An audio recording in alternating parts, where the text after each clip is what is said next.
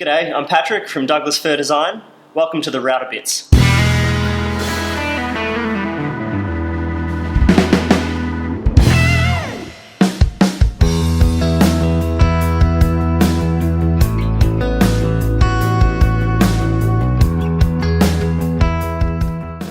If you've ever done any restoration work, you'll know that buying the pieces that you need, like this stair rail here, can be pretty pricey, and it can also be pretty tricky to find the profiles that you need.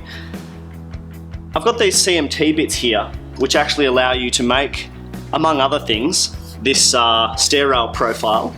There's a couple of different profiles, so you can hopefully get one to match, and it also allows you to use whatever timber you like, and within reason, whatever size you like. So I've made this oversized stair rail for a project that I'm really trying to match the profile that already exists in the house right now.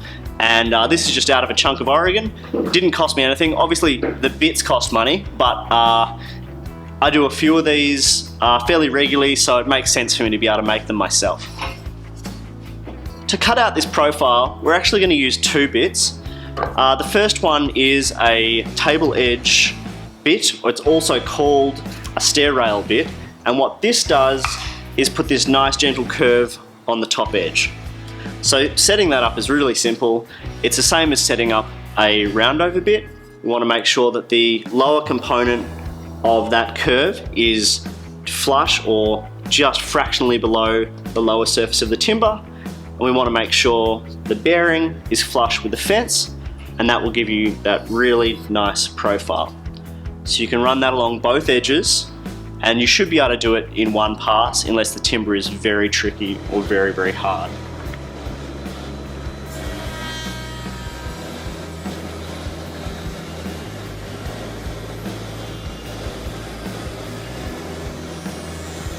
We need one other bit to create this profile, and it's actually this shaping bit that we run along the bottom edge. There's two versions of this.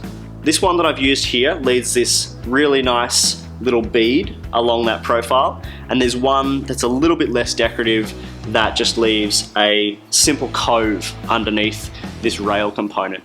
So you can use either. They match up really perfectly with this table edge bit. They're kind of designed to be used together. Very simple to use.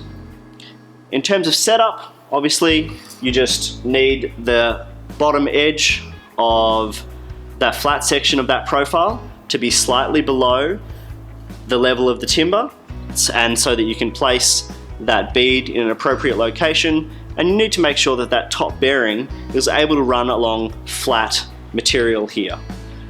So this handrail that I created is slightly oversized, so I have a lot of flat material on top and a bit of a flat profile between where this curve finishes and where this curve begins. But if you wanted to create something slightly flatter, you can. You'll just need to keep in mind that that bearing really needs to run along a flat surface. So you can bring the fence up to the position of that bearing, same as the other bit, and run that along on both sides.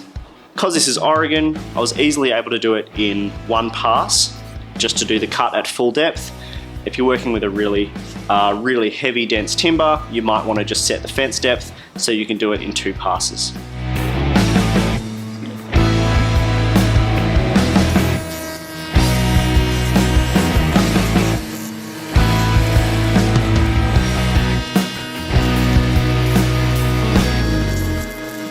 As the name of this bit suggests, it can also be used to do a really nice table edge profile.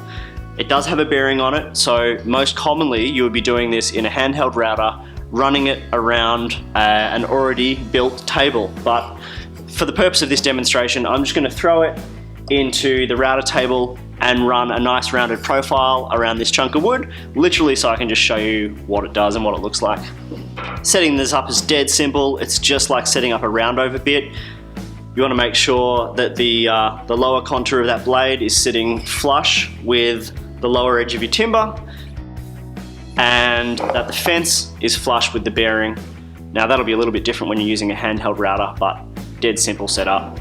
And I might do it on both sides to see what it looks like, and maybe I'll use this as a chopping board.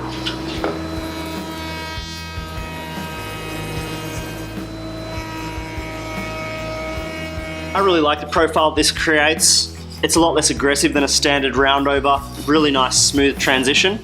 Works really well on the top and the bottom of this 32mm piece. I think it's just a really nice shape, but obviously you can just do the top edge of a table as well. So it's pretty handy, especially because you can also use it for the handrails, obviously. Pretty versatile bit. CMT, great quality, they'll last you a long time, fantastic blades. You can grab them at Timbecon, their website. There's a link below to pick them up. Otherwise, they have a store in Perth and in Melbourne.